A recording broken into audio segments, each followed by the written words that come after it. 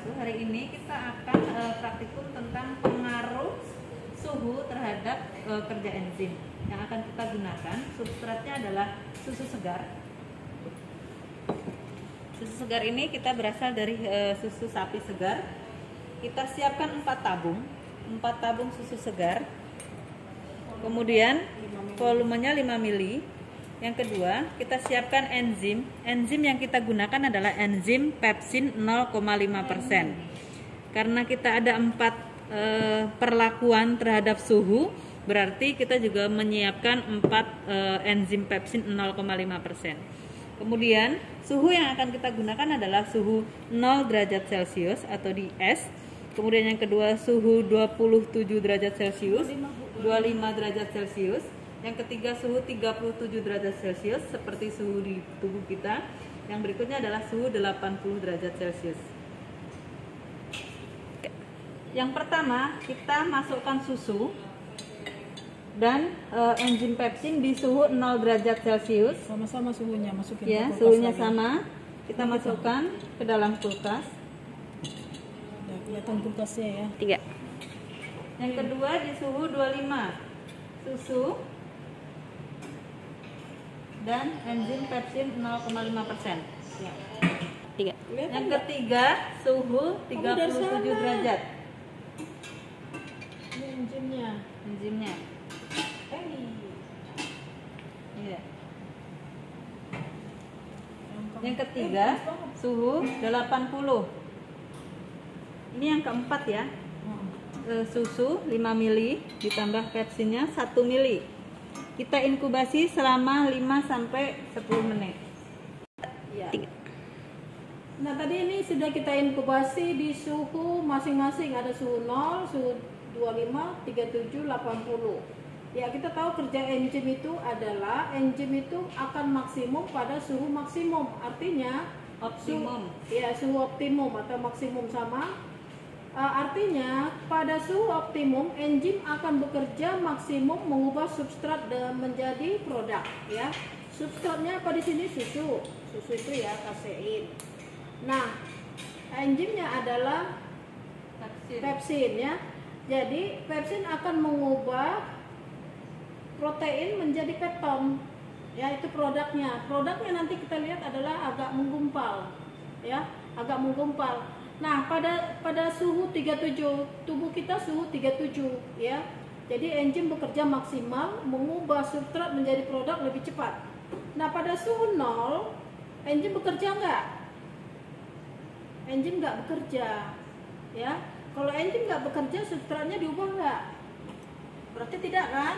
Nah, kita lihat di sini. Ini tadi percobaannya udah kita inkubasi Selama 3 menit. selama 3 menit. Kemudian enzimnya kita campur sama susunya kita campur. Ini tadi ya udah kita, ini 3 menit. Kita masukin susunya pelan-pelan. Nah, kita kocok kuat-kuat. Tapi nggak kuat-kuat karena ini protein, nanti berbusa-busa gini aja. Kalau dia tadi sesuai teori, ini harusnya mengendap. Untuk melihat mengendapnya di sini ada bintik-bintik, nanti itu udah pertanda. Di sini belum ada nih, sama dengan susu kan? Berarti belum bekerja. Tetapi ini kalau saya biarin ini kan kamu nanti misalnya ada 30 orang satu lab. Hilir mudik lari bukan lari, jalan sana, kerja sana. Ini kan berarti ini anggap aja sistem ya. Dalam ini sistem. Ini sistemnya nanti akan menyesuaikan dengan lingkungan. Dia akan naik suhunya. Nah, enzim mulai bekerja. Jadi kerja enzim itu seperti grafik garis lurus ya, grafik. Jadi kalau dia bukan parabola. Pada suhu 37 dia maksimum, berarti pada suhu 0 dia enzim nggak bekerja. Ini contohnya nggak ada apa-apa ya, nggak ada endapan ya, nggak ada endapan. Ini udah benar ya. Kemudian nanti pada suhu 37 itu ya, seperti grafik parabola saya sebutkan tadi, ini 25, suhu 25 berarti ada mulai naik. Pada suhu 0 belum terjadi apa-apa ya. Jadi ini kita campur lagi seperti tadi. Setelah 3 menit kita gabung. Ini kamu nanti pakai stopwatch untuk melihat kecepatan kerja enzim.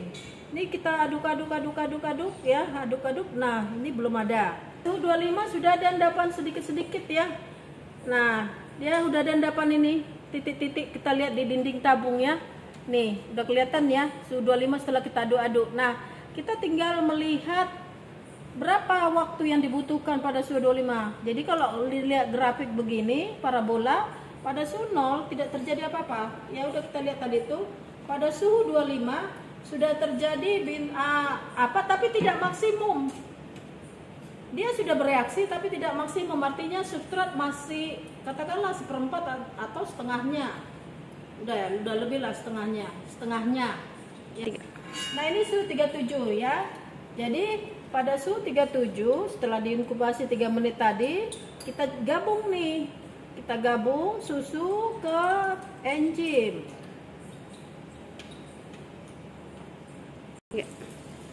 Nah, pada suhu 37 setelah kita kocok ya. Ini hampir banyak nih ya. Endapannya hampir banyak sekali ya. Jadi ini di bawah ini udah endapan, nggak bisa digoyang lagi nih. Itu menandakan bahwa substrat 100% diubah menjadi produk. Tidak. Ini suhu 80 ya. Jadi suhu 80 udah kita lihat ini mendidih, panasnya bukan main. Bagaimana sih kerja enzim pada suhu 80? Berarti parabola, garis parabolanya udah turun ya. Ini panas banget. Ada tisu nggak? Gimana saya mau megangnya? Pakai tisu nggak? Tisunya? Enggak. Ini harus kerjanya. Ya. Ini suhu 80 panas ya. Nah, di sini enzimnya sudah rusak ya, suhu 80. 37 dia maksimum. Kalau kita panasin, enzim kan protein ya. Protein tidak tahan suhu panas. Dia terdenaturasi. Itu secara teori. Kita masukin tadi susu ini. Nah, ya, kita masukin, kita aduk. Ini udah saya kocok ya. Susu udah bercampur dengan enzim pada suhu 80. Enzimnya terdenaturasi. Kalau enzim terdenaturasi bisa bekerja enggak? Nah, ini dia hasilnya nggak ada apa-apa ya. Ini pun kalaupun ada itu mungkin belum maksimal sampai 100 atau di atas 100. Kalaupun ada dia lambat, tapi enggak enzim udah rusak. Ya, secara teori enzim sudah rusak pada suhu 80. Ya. Oke, jadi untuk hasilnya yang tadi kan untuk yang 0 derajat itu tidak ada endapan ya. Sebentar.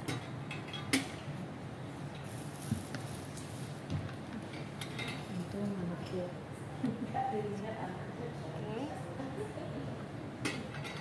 Jadi nanti pun dia akan mengendap karena suhunya meningkat.